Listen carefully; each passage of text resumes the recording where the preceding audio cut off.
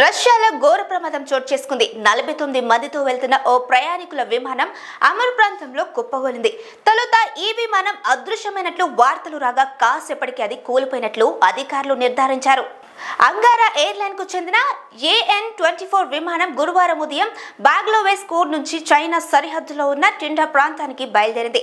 మరికొద్ది సేపట్లో విమానం ల్యాండ్ అవ్వాల్సి ఉండగా ఉన్నట్లుండి ఎయిర్ ట్రాఫిక్ కంట్రోల్స్ లో సంబంధాలు తెగిపోయాయి. దీంతో అప్రమత్తమైన అధికారులు ఎమర్జెన్సీ సర్వీస్ ను సిద్ధం చేశారు. విమానం కోసం గాలించగా గమ్యస్థానానికి కేవలం 15 కిలోమీటర్ల దూరంలో అది కూలిపోయినట్లు గుర్తించారు. ఘటనా స్థలంలో పెద్ద ఎత్తున మంటలు ఎగిసిపడుతున్నాయి. రెస్క్యూ సిబ్బంది అక్కడికి చేరుకునేందుకు యత్నిస్తున్నారు. ఈ విమానం తొలుత ల్యాండింగ్ కు ప్రయత్నించగా పరిస్థితులు అనుకూలించలేదట. రెండోసారి ల్యాండింగ్ చేసేందుకు ప్రయత్నిస్తుండగా రాడార్ నుంచి గల్లంతై కూలినట్లు తెలుస్తుంది. ప్రమాద సమయంలో విమానంలో 43 మంది ప్రయాణికులు, 6 సిబ్బంది ఉన్నారు. ప్రయాణికులు 5 చిన్నారులు ఉన్నట్లు రష్యా మీడియా కథనాలు వెల్లడించాయి. ప్రాణ నష్టంపై ఇంకా వివరాలు తెలియరాలేదు.